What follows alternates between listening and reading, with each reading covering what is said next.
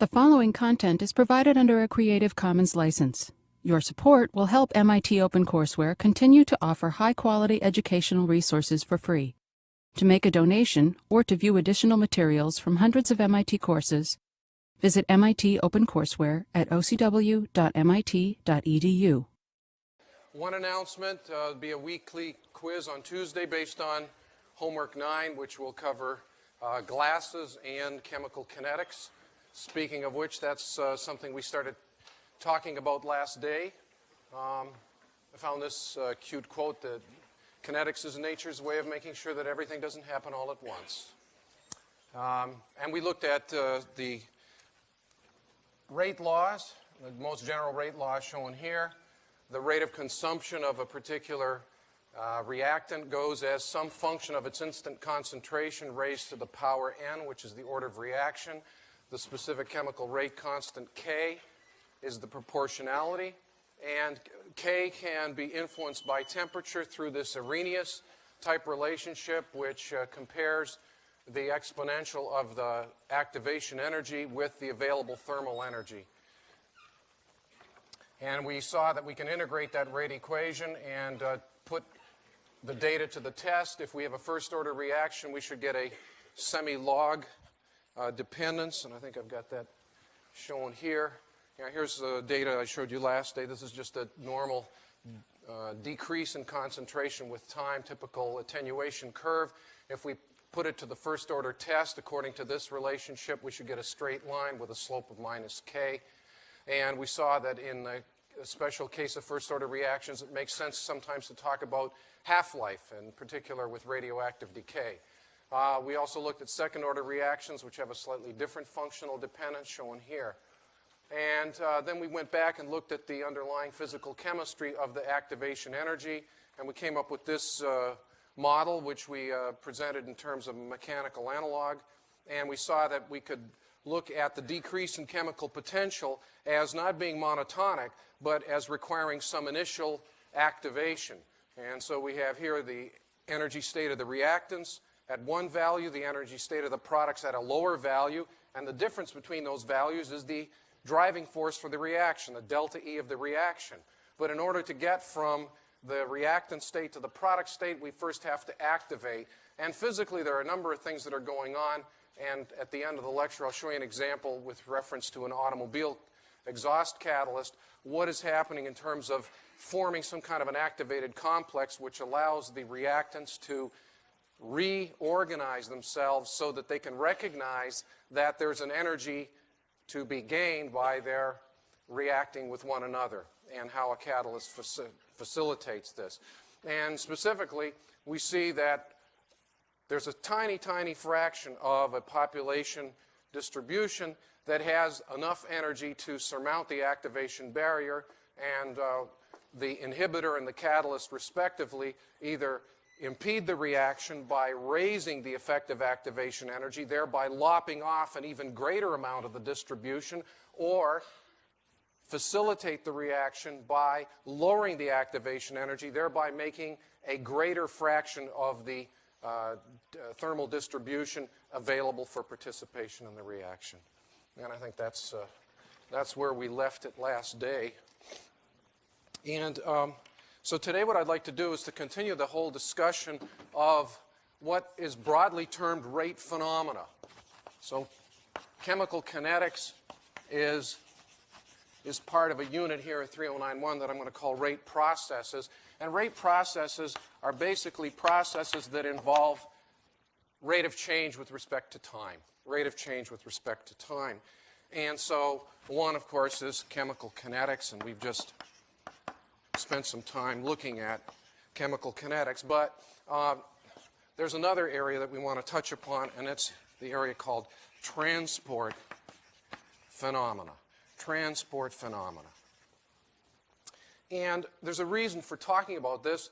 When we think about how we're going to process materials in order to achieve solids with desired properties, we have to think about the two basics that are required to sustain a reaction, and those are matter and energy. So let's look at what's involved in each of these, matter and energy. We have to furnish these to the reaction. And so if we're going to think about energy in terms of transport phenomena, that gets us into heat transfer. Heat transfer. But we're not going to discuss heat transfer in 3091. I can't do everything. Instead, what we're going to do is we're going to look at something that's representative of transport phenomena, and we're going to look at mass transport. Mass transport. And mathematically, there are many parallels between heat transfer and mass transport. And when are we talking about mass transport? If we're trying to drive a reaction, we have to do two things. We have to deliver reactants to the site, and we have to remove products from the site. If we don't do both, the reaction could either starve or choke. And we saw a good example of that early in the semester, and we talked about the Hindenburg. The Hindenburg was a good example of a reaction that had a huge driving force of hydrogen explosion, but the Hindenburg did not explode because we had 7 million cubic feet of hydrogen, and in order for that to react explosively, we would have had to deliver 7 million cubic feet of oxygen instantaneously, and we couldn't do that. Couldn't do that. So because the reaction was starved thanks to a transport phenomena problem, instead of an explosion, what we got was a burn. Very different, and as a result, 2/3 of the occupants of the vessel were able to walk off it, and not so many perished as otherwise would have. So transport phenomena, clearly important, and the dominant form of mass transport in solids is diffusion. So when we're talking about mass transport in solids, we have to talk about diffusion, and that's why we're going to do it. So let's think of an example. Suppose I've got this wafer of silicon, and we've talked about doping. We've talked about doping. Suppose I want to render it p-type. So what I want to do is I want to infuse this with a subvalent dopant, such as boron. So how do we do that? Do we smear this with boron and just wait? What's the process? Well, let's take a look more closely. What we can do is we can take our wafer, and I'm going to exaggerate the dimensions, so it's going to look more like a hockey puck than a silicon wafer. So here's the silicon, and we're going to put this into a furnace, and we want to get boron into the wafer, and we're not going to do this by melting. We're going to do this while the wafer is in the solid state. That's why we're over here talking about diffusion. It's a solid state process. So what we do is pass a form of boron over the wafer as the gas diborane. And the diborane passes over, and on contact with the silicon, it decomposes to form boron, which goes into the silicon, plus hydrogen. And that hydrogen, of course, remains in the gas phase. And we could even write a rate constant, because this is a chemical reaction. This is the decomposition of diborane into hydrogen and boron, and we could even take a guess that maybe the rate of this, I haven't measured it, but the rate would go as some relationship involving the concentration of diborane to some power n. So we've seen that, but now what I want to do is I want to ask, what's the process by which boron enters the silicon? So now I want to zoom in here to the near surface, and here's the free surface of silicon. This is the surface. This is the inside the wafer. And I've got boron that's decomposing and dissolving. Remember, it goes in substitutionally, sitting on silicon sites. So now I'm asking, how does boron enter the silicon? What are the kinetics of the ingress of boron? So that's what we want to ask. Rate of ingress of boron through silicon. Through silicon. That's what we want to look at. And this is not some kind of a cooperative process, because the silicon is solid, so individual atoms have to move step by step through, because it's a substitutional solution that's forming here. So we can take a guess at it. If I now make this the coordinate system, call the free surface x equals 0, and this is moving down into greater depth, I can make a plot of ingress of boron into silicon. So this is x, which is depth from surface. This is the free surface at x equals 0.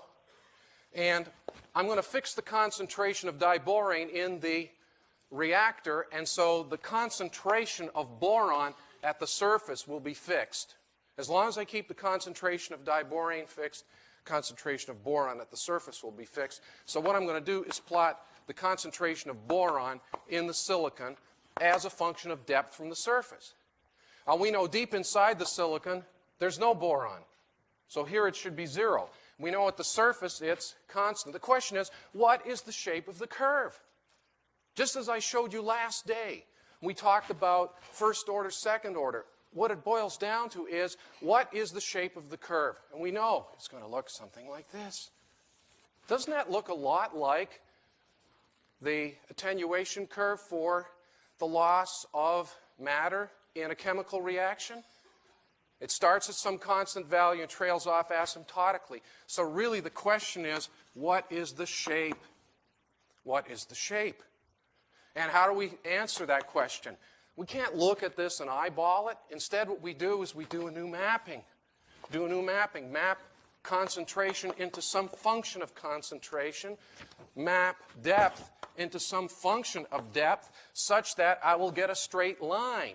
And then I can, with the naked eye, say, I've got it. I know what's going on here. And so therefore the model that transformed C into f of c, x into g of x, then underlies the whole representation. And so the mathematical formulation of diffusion we owe to someone by the name of Adolf Fick. Adolf Fick. He was a physician. He was a physician. But he loved mathematics.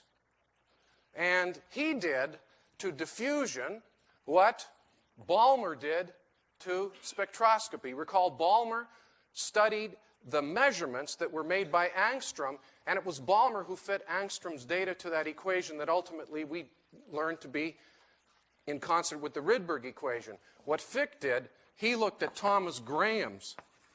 Thomas Graham had published some diffusion data for the rate of ingress of some materials into aqueous media, and Fick was the one who was able to fit Thomas Graham's data and give us a model. And here is the, let's jump through here. This is the cover page. This is the first page of the paper. This was published in Annalen der Physik und Chemie in Leipzig, 1855. And here we are on page 59 on diffusion by Dr. Adolf Fick from Zurich. And it starts off as you've seen before. There's a little bit of background. There's references to the antecedent literature. And away we go. 1855. So, what did he tell us in this important paper? Let's take a look at his representation of what's going on in this process. He was able to quantify this and give us a measure that has predictive capacity. And what he said was that the rate of ingress expressed by a term called flux. Flux measures the rate of infusion. It's a mass flow rate. It's a mass flow rate. So clearly it must have some kind of units of mass per unit time. So I'm going to use SI units, kilograms per second. But diffusion is quantified on the basis of unit cross-sectional area. So it's a mass flow rate of species I in, I'm going to make it in one direction, in the x direction, the way I've set things up in the previous sketch. So it's kilograms per second on a unit area basis. So flux is mass flow rate per unit area. So the flux of species I, what he observed was this, it's related to the concentration gradient in species I. It's the concentration gradient that dictates the rate of ingress. Gradient in concentration of I in the x direction. Later on, you can generalize this in 3 dimensions. You can replace the derivative with the del and do it in 3 dimensions simultaneously. The constant of proportionality is d, the diffusion coefficient, or diffusivity. diffusion coefficient, or diffusivity. And finally, there's a minus sign. Why? Because species move from high concentration to low concentration. So if I look at the curve above, I expect that since the concentration is high at the free surface, that the flux is moving from left to right. We would expect J sub I to move from high concentration to low concentration, but look at the slope. The slope here is negative. So in order to have a positive flux with a negative slope, we fix it. No problem. Math is easy. You just put a minus sign. So that's the genesis of the minus sign to make the coordinates come out properly. And units. Well, we know the units on concentration. Concentration must be in kilograms per cubic meter. So we got that. D by dx, the dx, this x actually calls for a unit, so that's 1 over meter. And if I'm going to have kilograms per square meter per second on the left, and these are the units of dc by dx, then it follows that diffusivity must have units of length squared per time. So diffusivity is expressed in meters squared per second, concentration kilograms per cubic meter, the derivative 1 over m, and the flux in the following units. But there's more. Fick, in this paper, was so visionary. He said, you know, this describes diffusion of matter into matter, but he says, this also bears a resemblance. Are you ready for this? I said there are some parallels between heat transfer and mass transport. Fick recognized in his paper that, you know, this is similar to Fourier's first law. Fourier's first law for heat conduction. He said, look at the parallel. This is the rate, this is the heat flux. Instead of a mass flux, this is heat flux. So this is joules per meter squared per second. Goes as minus some thermal conductivity times the gradient in temperature. So temperature is the potential acting on heat conduction the way concentration is the potential acting on diffusion. And this is thermal diffusivity. And then he says, why stop at 2? Let's go for the hat trick. Let's go for 3. He says, you know what? This is just like Ohm's law. This is just like Ohm's law. Well, you know Ohm's law as V equals IR. But you can write V as minus the gradient in electrical potential. Minus the gradient in electrical potential gives you voltage. And then I can write, instead of resistance, I can write conductance. So I can map that into, since I know V equals minus that, I can then write Ohm's law as the current. See, this is a current. It's a heat flux. This is a current. It is a mass flux. So let's write Ohm's law, not with potential as a function of current. Let's write current density. This is amps, which is coulombs per second per square meter, goes as minus the conductivity, G, times d phi by dx. So in one paper, he unifies electron drift, heat conduction, and mass transport by diffusion. Not bad. Not bad. And this guy was a medical doctor. So, shows you that knowledge knows no boundaries. So, what is diffusion? Let's define diffusion. Let's define diffusion as mass transport by random atomic motion. By random atomic motion. And I'll make that point by the end of the lecture so you'll understand what it is. So, what does it tell us so far? It tells us if we want to increase the rate of ingress, remember we're still running this doping operation. I hope you haven't forgotten about our silicon fab line here. We're still trying to dope this with boron. So it's telling us that if I want to get a higher flux, I need to get a higher gradient, which means I need to have a higher surface concentration. So if I have a higher surface concentration, I will increase the flux by increasing C sub S, which means increase the pressure of B2H6. So that's good. But there's another way we can increase the rate of ingress. We can increase the rate of ingress, we know from experiment, increase J by increasing temperature.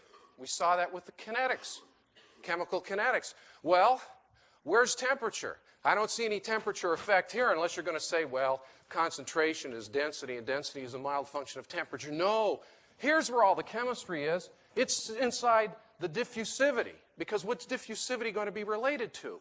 If it's boron moving through silicon, diffusivity must be related to atom mobility. And atom mobility must be related to atom arrangements. And what dictates atom arrangements? Bonding. And what dictates bonding? Electronic structure. You see, chemistry is not just a litany of silly little laws and rules and facts. There's a unity here. So the chemistry is all contained in D. And that's also where the temperature effect is contained. It should come as no surprise to you that the temperature dependence of diffusivity obeys an Arrhenius type relationship, where we have some pre-exponential, which instead of A in honor of Arrhenius is D naught. They don't honor Arrhenius when they talk about diffusion. They just put D naught. Exponential minus Q, not to be confused with the heat flux. This is the term that they use. Q over RT. And Q is an activation energy. It's an activation energy for diffusion. Activation energy for diffusion, which means it's an activation energy for atomic motion. And you're normally going to see it RT. R is simply, not to be confused with the Rydberg constant. This is the gas constant, which is the product of the Avogadro number and the Boltzmann constant. You're going to say, well, how do I know whether I'm supposed to put the Boltzmann constant here or the universal gas constant? Simple. The exponential must be dimensionless. So if the units of Q are joules per atom, then you're going to use the Boltzmann constant. If the units on Q are joules per mole, then you're going to use the gas constant. Otherwise, you're going to be off by a mere factor of 6 times 10 to the 23rd, and that should tip you off that something's wrong, because you're going to get diffusion coefficients that are either blindingly fast, you'd have atoms moving at a gazillion times the speed of light, or you will have 5 times the universe to dope the silicon with the boron. So that should tip you off that something's wrong. And as far as typical values go, Q is on the order of about 2 electron volts, or 200 kilojoules per mole, when we're talking about diffusion in solids. And I do want to draw attention, I mean, clearly when we're talking about matter moving through matter, solid, it's got to be diffusion. In liquids, we can have cooperative motion, convection, stirring, but you can have in capillaries and narrow fissures, you can have diffusion in the liquid state. And in the case of the liquid, the value is on the order of about 1/10 of that, about 0.2 eV, which is about 20 kilojoules per mole in liquids. So that'll give you some sense. So that means if we plot the natural log of the diffusion coefficient as a function of the reciprocal of the absolute temperature, as we saw before with the Arrhenius plot for the specific chemical rate constant, you get a straight line with a negative slope, because high temperature is to the left. 1 over T increases to the right, and the slope of this is minus the value of the activation energy for diffusion divided by either Boltzmann constant or the universal gas constant. So that's the story. Now, I want to try to give some insight into what the activation process must be. What's going on at the atomistic level that we're trying to activate. And for that, I go to this cartoon. We see the cartoon showing that this is now diffusion of metal in a close-packed system. So we see an atom with a vacancy next to it. That's the first thing. The atom must diffuse into a vacancy. If there's no vacancy, the atom can't move. But we know there have to be vacancies. We've already seen from earlier that it's impossible above 0 Kelvin to have a vacancy-free metal or solid crystal. And so this cartoon shows the atom moving from the site to the left, jumping into the vacancy, and eventually occupying the site to the right. And there's a few things good and bad about this sketch. Let's look at it from the top. Forget the bottom. The bottom's showing you interstitial diffusion. Let's just focus on the top. First of all, you got to have a vacancy. This is important. You know that if you watch traffic, you ever been stuck in traffic? You're, say, a fourth car back from the traffic light, the light turns green, and you don't move. And you're thinking, well, the light turned green. What's the matter with everybody? Well, it takes time for the first car to move to create a vacancy behind it. And then the second car moves, creates a vacancy behind it. The third car moves to create a vacancy in front of you. So you drive into car vacancies. And you can stand on a bridge sometime and look at cars pulling away from a light, and instead of watching the cars move, watch the vacancy move backwards. That's what you have to have here. If you cease to wait for the vacancy, then you end up with what's shown here. You see the atoms deforming. Okay? Now the atoms don't deform. This is nuts. This picture is incorrect. So what's really going on? What's really going on? This is a lattice at 0 Kelvin. This is a lattice at 0 Kelvin. What do we know is going on? Those atoms are vibrating. So we have to consider a pulsating lattice. A pulsating lattice. And we have to understand what the range of pulsation is. What's the amplitude of the pulsation? And what's the frequency of the pulsation? Okay? So I need frequency and I need amplitude. Because the squishy, these are not Nerf balls. These are hard spheres. So this cartoon is only partly correct. So first of all, what's the pulsation frequency? Well, this is the vibrational frequency of a crystal is called the Debye frequency. The Debye frequency, denoted nu sub d, the Debye frequency. And the Debye frequency at room temperature is on the order of about 10 trillion per second. 10 to the 13th hertz. 10 to the 13th times a second, the atoms in all of us are vibrating. But diffusion, if we work backwards from established data, we learn that the jump frequency, in other words, the jump rate, the jump frequency, which is denoted capital gamma, is on the order of about 100 million per second. So that's a big number, but it's still 100,000 times smaller than the Debye frequency. So most of the atomic motion is oscillatory. Most of it is oscillatory. So this is one attempt in 10 to the 5th is successful. So this means that even if you have a vacancy next door, you'll try 100,000 times to jump into the vacancy before you get in. And what has to happen? What has to happen is the two atoms on either side, the ones that are shown here as squashed, those two atoms, at least one of them has to be moving out at the moment you're moving in. And when that atom moves out at the moment you try to move in, you can squeeze through without having to resort to the Nerf ball model. Okay, let's not have any deformable atoms. So that's what we're learning here, that we have this to wait for. So what does this mean? This means then that the activation energy can be broken into two components. First of all, we have to form the vacancy. So we've got that. We learned that earlier when we studied defects. So there's an enthalpy of vacancy formation. Vacancy formation. You have to pay for that. Pay to open up a vacancy next door. And then there's the energy associated with this fluctuation. And that's called the enthalpy of migration, atom migration. And the first one is related to bonding, because this is really, in essence, the inverse of the bonding energy. And the second one must be related to structure. It must be related to free volume. And here's a cute graph that illustrates this. These are all FCC metals: lead, aluminum, silver, gold, copper, and iron. Iron is both FCC and BCC, but we'll put it on the graph for completeness. And so what's plotted here is activation energy, and it's a function of melting temperature. Activation energy as a function of melting temperature. Activation energy for diffusion as a function of the melting point. Well, we know that the melting point must be related to bond energy. And bond energy is related to the energy of vacancy formation. So a low melting metal has a low activation energy for diffusion. A high melting metal has a high bond energy, therefore a high vacancy formation energy. There's such beauty in this graph.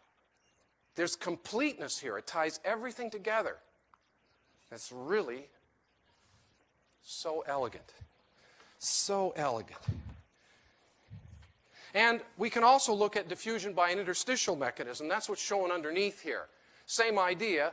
The only difference is with interstitials, there are so many interstitials, they exist. We don't have to pay to form the interstitials. The interstitials are there by virtue of the fact that we don't have 100% packing. The closest packed structure we have is FCC, and that's 74% atomic, so therefore it's 26% free volume. So we've got 26% to play with, and it's unlikely we've got interstitial loading to consume all of that. So in the case of interstitials, for interstitials, the Q is simply equal to delta H of migration. In the case of interstitials, you don't have to pay for formation of vacancies.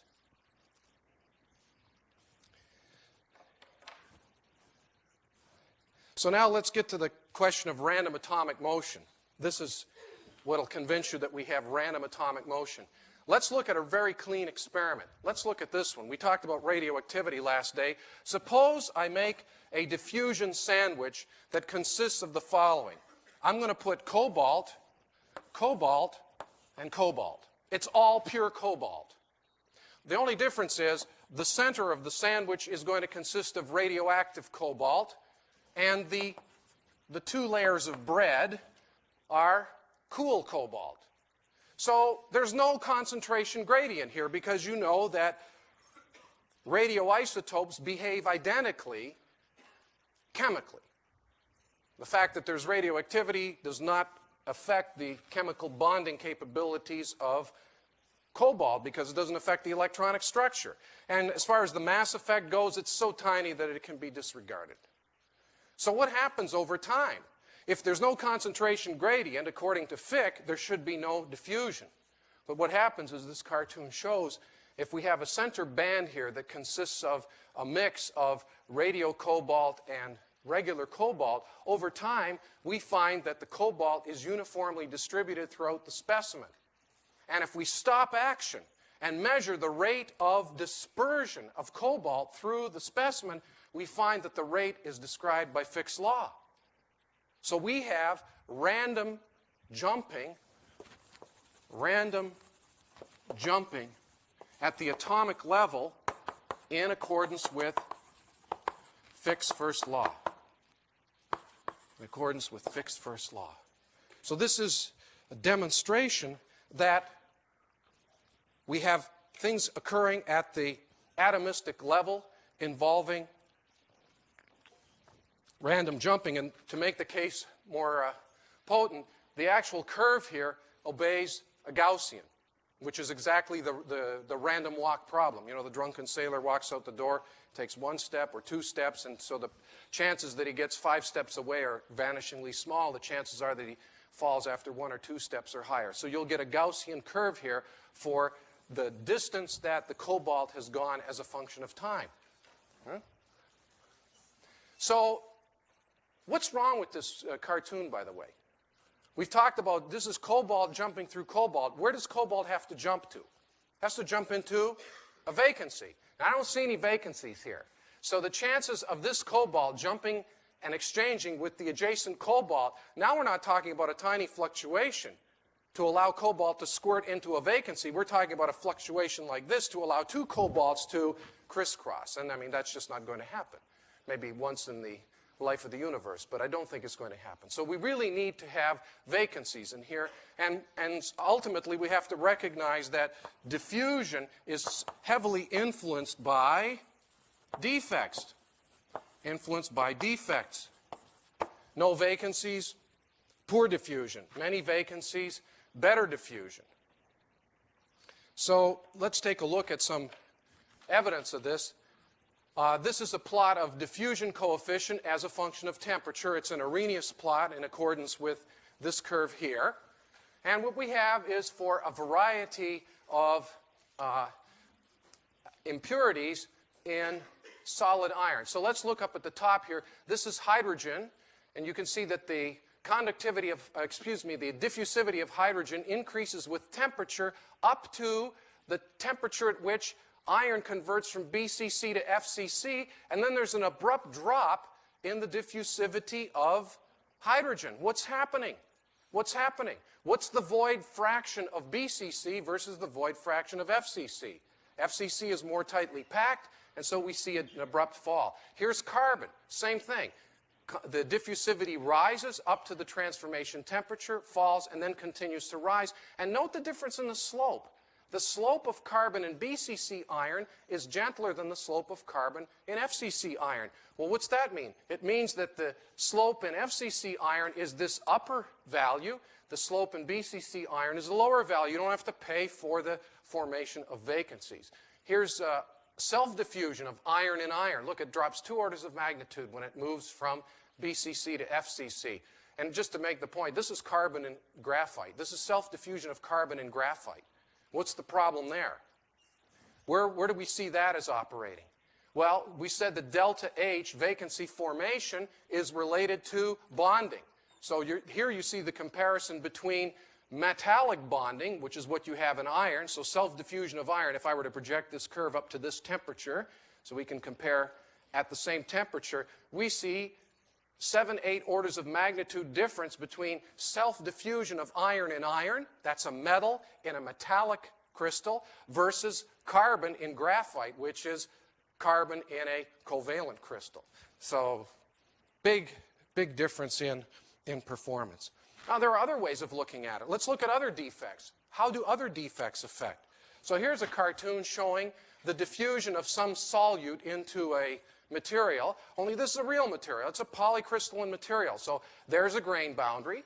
And as you know, grain boundaries have a little more openness. They have the atoms at the grain boundary have fewer nearest neighbors. Well, what you were trying to do was to jump through that little narrow saddle point waiting for those atoms to pulsate. In a grain boundary, you don't have to wait. The atoms are farther apart.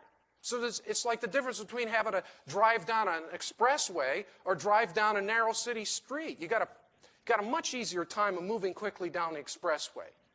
All right? So we can see what the cartoon is trying to show is that up at the top, we see the rate of ingress of this solute through the bulk, or we say it's lattice diffusion, classical lattice diffusion.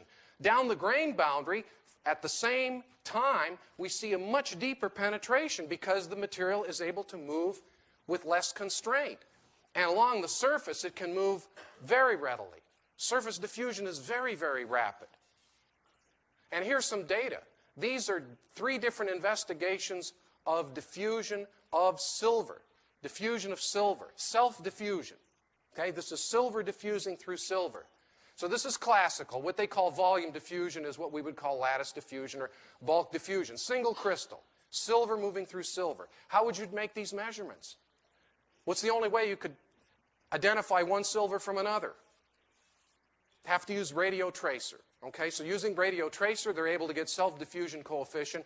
And you see, what they've done is they flipped this around. This is very wimpy. This is so wimpy. Look at what they've done. These people, the people that plotted this, they're such sissies, you know. Look, do you have any trouble figuring out that temperature is increasing in this direction? I mean, you can think in 1/T space. This is how I feel comfortable. When I look at an Arrhenius plot, I want a negative slope and a straight line. And what they did is look at the numbers. See the numbers? They're ascending from right to left because they're so chicken that they are afraid to have temperature rising from right to left. So what they did is they plotted the diffusion coefficient, natural log of the diffusion coefficient, but they've got 1/T rising from right to left so that they'll get positive looking slopes on their lines. It's very girly. I don't like this. I don't like this. Okay? So, look at this. Now, here we have, first of all, a very steep slope, so that indicates a higher activation energy because we have a higher lattice energy with which we have to deal. Here's the grain boundary. The grain boundary, first of all, it's several orders of magnitude higher, and the slope is gentler, indicating that we have less constraint. And finally, up at the top, we have the surface diffusion, which has, and I draw your attention to the values. Here, we're down around 10 to the minus 8, 10 to the minus 9, 10 to the minus 10 in units of centimeters squared per second. Look at the surface diffusion, 10 to the minus 5, 10 to the minus 4. Here's diffusion in molten ferrous alloys, 10 to the minus 5, 10 to the minus 4. So what we've got here is diffusion across the surface is on a par with diffusion in a liquid. So it gives you a very vivid demonstration of how there's a relationship between the physical constraints of the lattice and diffusion coefficient. So we can capture that by saying that the activation energy for what I've been calling bulk diffusion or lattice diffusion, this is classical vacancy stuff, okay? Vacancy mechanism, okay, via vacancy. This activation energy is much greater than the activation energy for diffusion along grain boundaries, which is much greater than the activation energy across a free surface. Okay? So what do we see? The trend in moving from left to right is decreasing coordination number. Decreasing coordination number, which means more freedom. And as Q goes down, the value of D goes up. So all of the things being equal, this is for, let's compare apples to apples. So this is for self-diffusion. Silver and silver, iron and iron, what have you. The diffusion coefficient for lattice diffusion is going to be less than the diffusion coefficient for grain boundary diffusion, which is less than the diffusion coefficient for surface diffusion. And so things are making sense. And finally, to make the point, it even applies in amorphous solids. So I want to show you some data. This is helium entering different glasses. We've just finished the unit on glasses. So let's put it all together. So what people have done here is measure, they're using a permeation velocity. For all intents and purposes, the ordinate is proportional to the diffusion coefficient. So high permeation velocity, high value of permittivity, K, is the same as the high value of D, diffusivity. And what do you find? First of all, Arrhenius-type behavior. And secondly, you see the most rapid infusion of helium is with fused silica Vicor. As we come down here, we see more and more modification. Down here we have soda lime glass. So let's pick a constant temperature, say 200 degrees C. Fused silica is strictly network former. Borosilicate has network former plus some borate intermediate. Down here we have soda lime, which consists of network former plus a fair bit of sodium oxide. So the chain lengths are getting shorter. We have tighter packing. The void space is smaller. And down here we have lead borate. Lead borate has a huge amount of modification. It's a euphemism for crystal. So we have lead crystal down here. We have amorphous silica here. At constant temperature, we can see this is 10 to the minus 8. This is 10 to the minus 14. A million times difference in the coefficient for helium entering the glasses at the same temperature. So again, the message is as the channel is less and less constrained, you have a higher and higher rate of diffusion. And so what they did here is they plotted as a function of the amount of, these are all network formers. So as the fraction of network formers rises, you get a more open structure. As the fraction of network formers falls, that's to say the chain lengths are getting shorter, you got tighter packing. So this is beautiful. It's an isotherm showing the rate of helium ingress as a function of amount of network formation. And here's the last one I'll show you. I couldn't resist these. They're so beautiful. Look at this. This is now the same glass, but instead of asking what's the rate of helium, let's compare same glass, same structure, what's the rate of helium ingress, neon ingress, nitrogen ingress, and what do you find? The larger the species, and this is H, but in fact it's H2, so what do you find? The larger the species, the greater the activation energy for ingress of the species into the same glass. So this is changing the size of the diffuser and keeping the size of the channel constant. This one here was keeping the size of the diffuser constant and changing the size of the channel. So everything is making sense. So I wanted to give you an example showing how the catalyst works, and so I'd like to talk about catalytic converters in automobiles. This is the #1 market for industrial catalysts, catalytic converters. A little bit of background. Gasoline is a mix of hydrocarbons, but the dominant one is octane here, C8H18, which we burn with air. And air, of course, is only 20% oxygen. It's roughly 80% nitrogen. So when we burn gasoline, we make not just water vapor, carbon monoxide, carbon dioxide, but the air at those temperatures forms various nitrous oxides, and these are, in fact, the precursor to smog.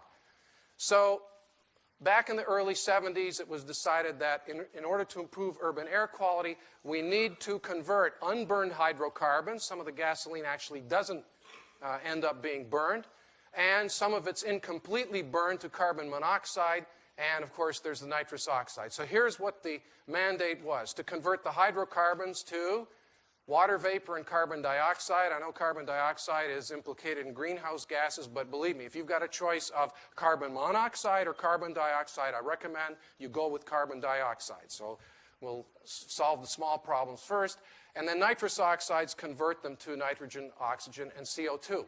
Now look at the nature of these three reactions. The first two involve oxidation reactions. The last one involves a reduction reaction. Now, if I told you, I want you to make a single reactor in which you should simultaneously conduct 3 different chemical conversions, 2 of which are reductions, and 1 of which is an oxidation in the same place at the same time, you'd say, you're nuts. You can't do that. Well, that's the challenge that was presented to the auto industry. And on top of it, some pinhead in the government decided to invoke the Sherman Antitrust Act, which was designed to prevent people from colluding on price fixing. But they invoked it in colluding on technological development, so all of the auto companies were obliged to work independently. So GM and Ford and Chrysler couldn't pool their resources. GM alone tried 1,500 formulations. Why did they try 1,500? Because people don't understand the basic science of catalysis. And when you don't understand, there's only one way to proceed. It's called by inspection. Cook and look. It's very costly. And finally, this is what they settled on: platinum, palladium for the first 2 reactions, and rhodium for the last one. Basically, you go to the most expensive part of the periodic table. And that's the formulation. Tom, if we could go to the document camera. This catalyst is put on a substrate. So we want to use as little of the precious metals as possible because it's a surface reaction. What's happening is the catalyst is sitting here. So this is platinum, rhodium, and palladium. And what happens is it provides a site for selectivity, adsorption of COs. So COs can adsorb as follows, as opposed to in the gas phase, 2 of these molecules are zooming along at high speed, and it's not good enough for them to just collide. They actually have to be close enough together for a long enough period of time for bonds to decay and form. If we adsorb, they can sit side by side long enough for something to do this, and then they have to desorb. You have to adsorb the reactants and desorb the products. So this is now a ceramic catalyst. You can see it's been extruded like pasta and then fired. So all up and down these channels, honeycomb channels, we put a dilute wash of acids containing platinum, rhodium, palladium, fire, because we want the thinnest layer of the precious metal all up and down this ceramic catalyst. So that's what's inside. If you look up underneath the car, you'll see the exhaust tubing, and it'll flare out to something about this size, and then it goes on to the muffler. So this is the 3-way catalytic converter. And then, Tom, could we go back to the computer, please? And then, hand in glove with this came unleaded gasoline. We couldn't have catalytic converters with leaded gasoline because leaded gasoline contains, as the name implies, lead as tetraethyl lead, shown here with this compound. And one of the combustion products is lead oxide. Well, lead oxide you've met before, it's a modifier, but it's volatile. It's volatile, so it will go down through the exhaust stream to the catalytic converter, and it is converted, as NOx is, to elemental lead. And then it decomposes. So now you have elemental lead, and the elemental lead alloys with platinum, palladium, and rhodium. Now, what do you think the catalytic value of lead is? Well, let me tell you, given the difference in price between these three and this, if this had any catalytic value, we wouldn't be using these. So what this does is it poisons the catalyst, and after several tankfuls of gas, renders the catalyst useless. So the advent of the three-way catalytic converter was accompanied by the advent of unleaded gasoline. Have a nice weekend.